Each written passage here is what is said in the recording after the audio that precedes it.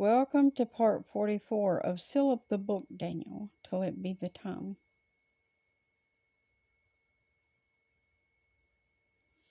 And I want to continue this conversation a little bit. This is October 16th, 2023. And I was going, my plans was to finish out these chapters of Daniel, if that was the way the Lord led, and go into the book of Revelations. And I do intend to get into the book of Revelations, Lord's will, before long, but there's some other things I need to cover before I go into the book of Revelations, the Lord is saying. So we'll be going into a different book, and I'll discuss that when we get there. There's a reason why, especially with what's going on in Israel right now. But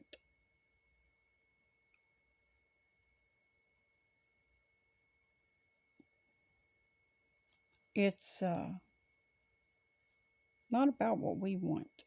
It's about what the Lord wants. But how can you know what the Lord wants if you're not reading and studying His Word? How can you know what His plan is for you if you're not seeking Him for it? You keep sitting around waiting for God to just shove it in your lap and say, here, take this and do it. God's not going to do that. You have to seek it. Yes, my life was preordained for Him, but I still had to seek out what He wanted from me. I had to be willing to lay down my own life and pick up what it was for Him that He wanted me to do. And I wrestled with that for a long time because I kept saying, no, God wouldn't want me to do that. God wouldn't want me to do this. That's what the devil will put in your mind, that God doesn't want you to do certain things, to keep you from doing them, because He's afraid if you do them, it's going to be a witness and it's going to win more people and He's going to lose more ground, and there's going to go His strongholds. Now, God made me some promises, and I know He will keep them. But I made Him some too. And that is to serve Him without fail, no matter what. Sometimes I may not know what to do, and sometimes I may get so discouraged that I just want to sit under the juniper tree like Elijah and just wait there to die. And yesterday was one of those days. I won't lie. When I saw what those people were saying, talking about going in and killing all those people, just eradicating the whole race, basically, committing genocide, my heart just broke within me. Talk about murdering all those people. Murdering them. People was trying to convince me a few minutes ago that it's not murder. How is it not murder? It's pre-planned. They sit down and they strategize where they're going to put their little bombs or the big bombs or whatever that they're using, or how they're going to send ground troops in just to shoot people and kill them, or what have you. How is that not murder? You're planning it. There is malice in your heart against these people. You're not praying for them. Did you pray, God, please change their heart so I don't have to kill them? No, you're just planning to kill them. God who hardened Pharaoh's heart against Moses. God who can soften anyone's heart.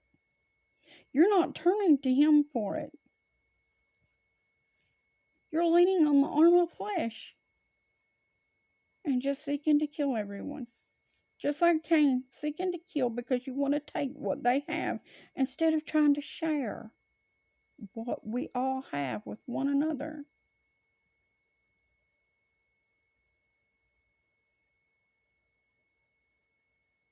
This world is a big world, and there's plenty to share. And God takes care of it. Little is much if God is in it. It doesn't matter how much oil or whatever we have left. God will always put meal in the barrel. Just like he did for Elijah when he sent Elijah to that widow woman's house. See, that little woman thought her and her son was going to die because she didn't know what else to do. She was a widow woman, no income, no nothing. And she'd prayed and she told the Lord, now I'm apt to die.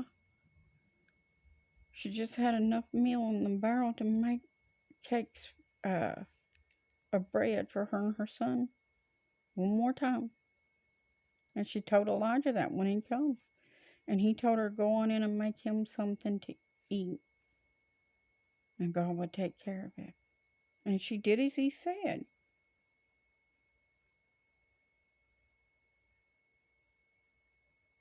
And God supplied. Every day there was meal in that barrel.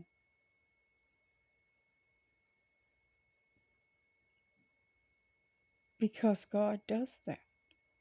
Now, how do you think the meal kept getting in the barrel? Because God sent his angels to refill it every night. How do you think Daniel survived in the lion's den with all those lions?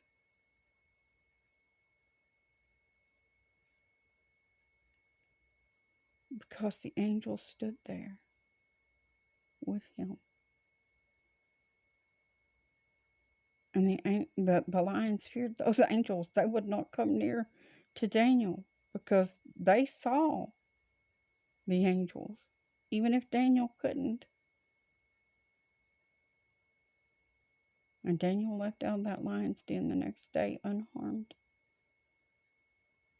How do you think Shadrach and Meshach and Abednego survived the furnace? Because God had spiritually shielded them. They weren't even singed, nothing. Their clothes were not touched. That is the miraculous God that I serve. And a God that can do those things can certainly change a man's heart from evil to good. But is that what you're praying for? No, you're praying for God to kill your enemies instead, or to allow you to kill them. Why couldn't David build God a house? Why couldn't it be David? Why couldn't he be the one to build God's house? David, a man after God's own heart.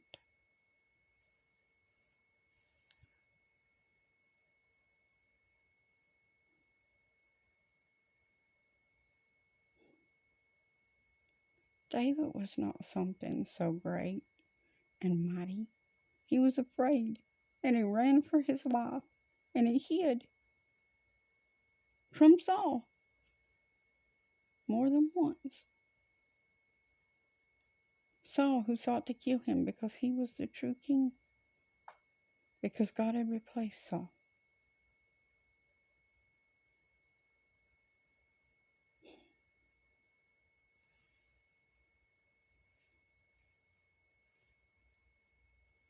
I'm not so mighty. I don't gotta be. Just like David, the God I serve is the same God that David served, who is mighty.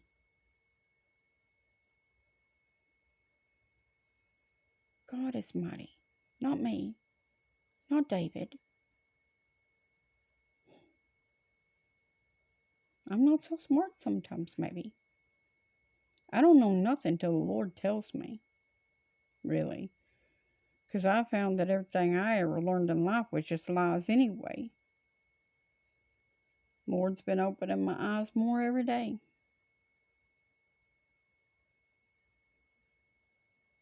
And we're supposed to tell people the truth. We can't bring them out of the great tribulation if we don't tell them the truth and tell them this full word. Because only God can save. That's Jesus. And only He can save. And if we don't tell them this full word, and give them the full Word of God.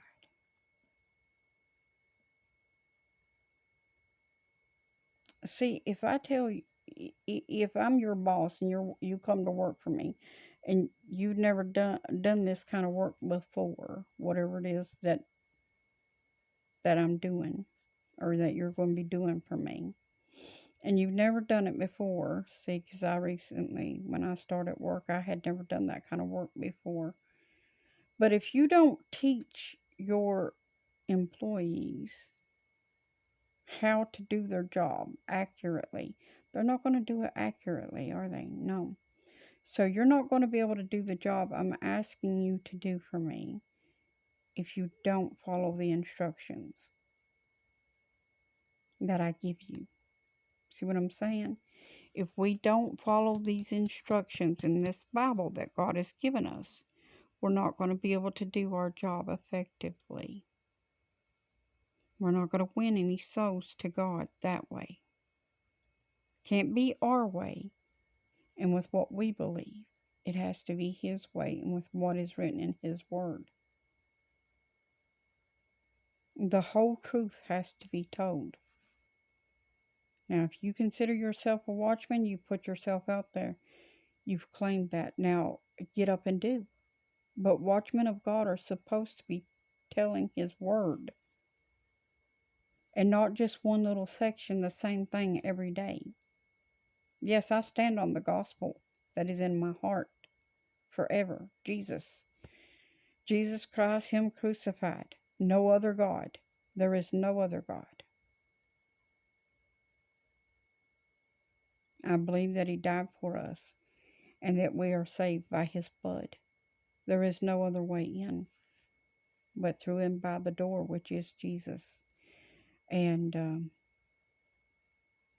I'm not saved by my works. My works will only gain me rewards. But all I really want is to go home. I'm like Daniel. I just want to go home.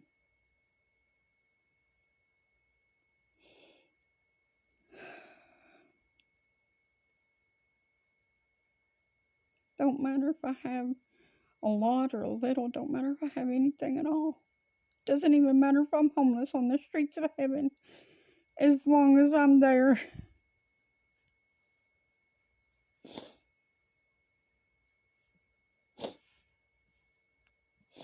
Because I can't be anywhere that the Lord is not. I don't want to be. And I seen that yesterday as I sit there and watch those words roll up that screen in that live chat. Of how these people were shouting and clamoring to murder, to commit genocide. To go in and destroy all of Gaza. See, they built up hatred in people's hearts through the news and media and different sources. But see, that hatred had to already be in people's hearts for it to work on when they heard this news, which meant that people were not doing the will of God. To start with, they weren't keeping the commandments of God. See, not only do you break the first commandment, which is to love God and not to have any idol gods before Him, and not to set up any graven images, and not to make any graven images. You break that one every day. So how are you in the covenant with God?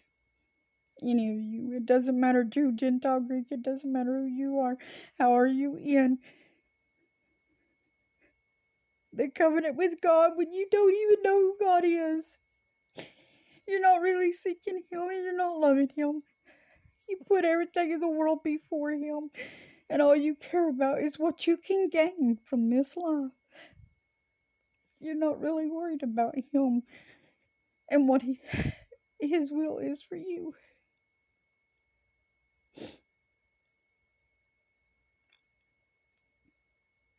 You don't care.